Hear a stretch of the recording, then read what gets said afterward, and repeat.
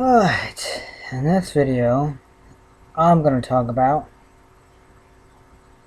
the notorious, lovable, and mama's boy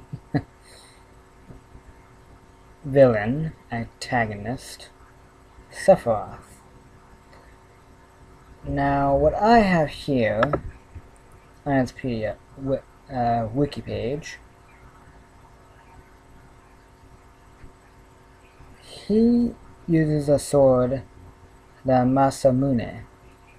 Now, in folklore in Japan, only the person of pure heart can wield that sword. Why does he still wield it now in Advent Children and after he got killed? Well, let's just say he is still good. He's just tormented and became a sociopath. And his mind and reality got of the truth of how he was created. But Genesis gave Sephiroth the push sense of insanity. But I guess it'll make sense because how can he get insanity if before he went to the Shinnor Mansion? But that's because Genesis pushed him to his curiosity state where, wait a minute, if I'm a bunch of monsters made into one being or organism, you know, there's something there at the Shinnor Mansion that I need to find out, which he did in the video games on the PlayStation 1. And let's see here. Now, his age, actually, it showed him dead, apparently, when he was 32, when Cloud, surprisingly and quickly threw Sephiroth with his own blade, mind you, into the maker reactor of the live stream. He was 32, 7 years past. Technically, in Advent Children, he'd be, I think, 40 if my math is correct. But those are just small facts of what people miss, but you can correct me if I'm wrong, which is very much appreciated. Let's see here.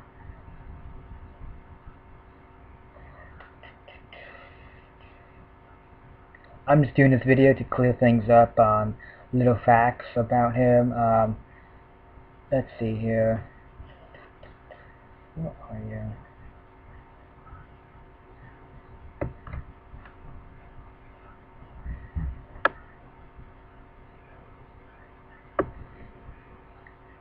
Abilities of what Sephiroth has. Quote, Sephiroth's strength is unreal. He is far stronger in reality than any story you might have heard about him, unquote, by Cloud Strife to his party saying about his past, or I guess you could say his illusionary mastered ward. Because that's how messed up Cloud was in the head when he was exposed to Mako poisoning, a high extent of it.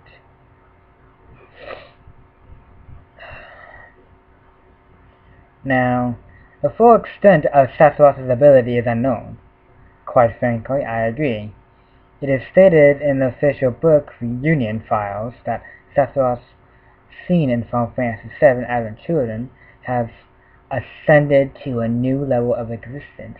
Now that might be godhood, or what I like to call a higher plane, or power, and is much stronger than before.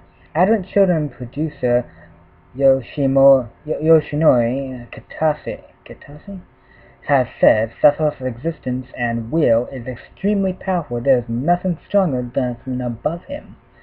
Though Cloud and other characters have been able to battle Sephiroth competently, it is implied in most of these fights that Sephiroth was not, I repeat, not fighting at his full potential. Now, let that sink in for a couple seconds. If he was not fighting in his full potential, and him knowingly doing that, you can't imagine how much more powerful he would be in the remake of Final Fantasy VII if they did a after story. I'm not talking about the spin-offs of Advent Children or Georgia Silverish. Sorry if I pronounced it wrong. But it begs the question. If he's holding back on you in the game, and some or most fans, or a majority of fans, say when you fight him in his cocoon evolution state, like a cocoon, you know, like a fish thing, you know what I mean, and in his safer, they say that is his illusion. To me, that's just bullshit. Reason? For one, why would the creators go so much great detail in doing his, two forms? And for two, I don't think Sephiroth is a antagonist. Well, I guess he is, since he's the main villain. To me, honestly, I think Jenova is, and Sephiroth just used his will, as they put it, to control Jenova's dead carcass. But wait a minute, if she was dead, then how? Well, I'll figure that out later in another responsive video. But anyways, that's besides the point. Let's see here. Back to the main topic.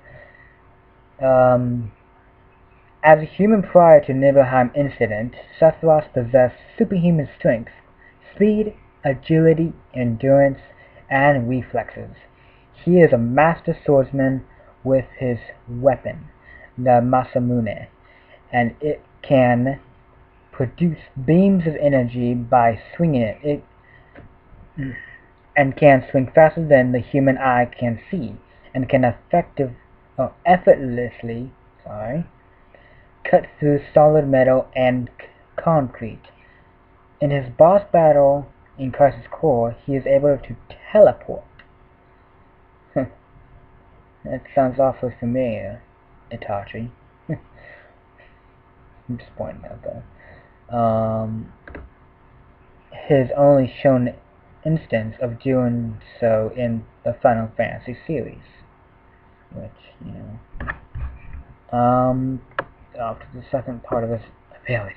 Jesus Christ, that's a lot. Following his assimilation of Jenova and his emulation, sorry if I pronounced that wrong again, in the live stream, Sephiroth's powers increased dramatically. He can cast magic without the need for materia, can fly, levitate, project illusions into the minds of other beings, and manifest the Masamune at will. Which begs the question, I'm going to hold this on the paragraph, which begs the question, if he can do that, why the Masamune? Why can't it be other weapons, you know, which I don't see, you know. I mean, and secondly,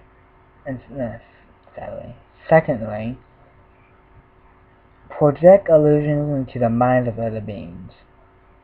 But wait, I thought they only did that for the people who has the Jenova cells in them. Foreshadowing maybe?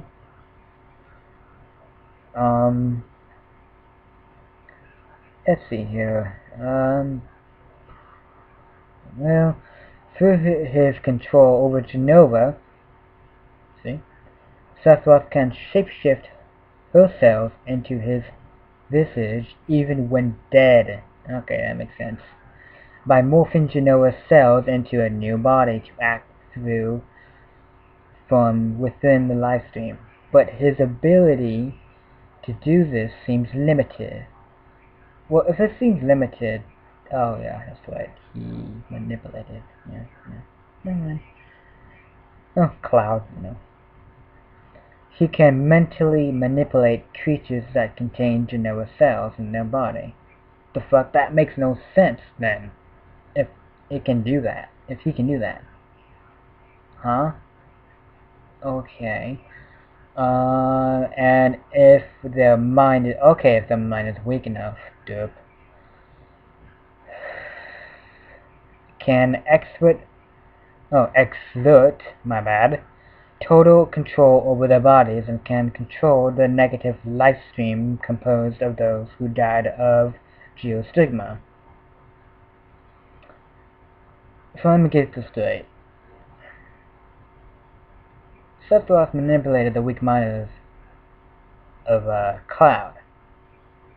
But I thought the theory went where Cloud, since he's surrounded by such good people, the darkness would never get him. Okay, you can put your 2 cents in there as well. More abilities.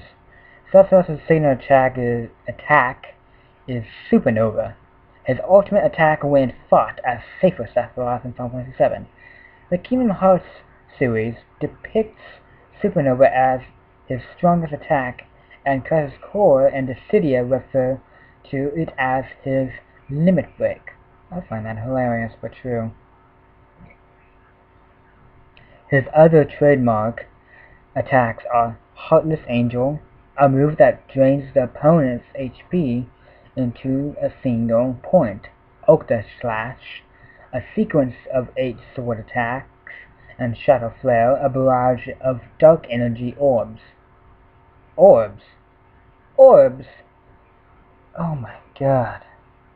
Ugh. Orbs. Ugh.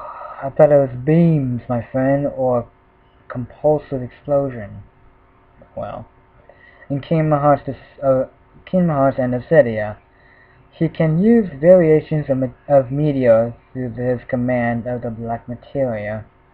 That would be an interesting death battle with his abilities against Itachi Uchiha. Just saying. But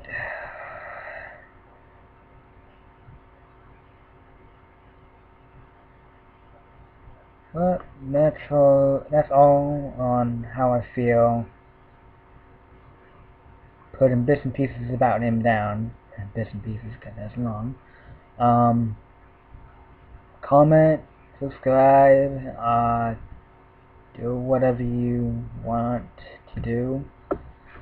But the main point is just, I know a couple of my friends and a couple of their friends want to see a death battle of Sephiroth versus Uchiha Itachi. Reasons why Uchiha Itachi and Sephiroth's abilities are very, very similar. Even though Itachi escaped the reanimation jutsu, you know what I mean. If you don't, then read the Naruto books, or just ask someone who is an expert at Naruto or Final Fantasy VII if you don't know what that series is. But yeah, this is Goth Union XOXO, and you have a good day, evening, or night, or morning.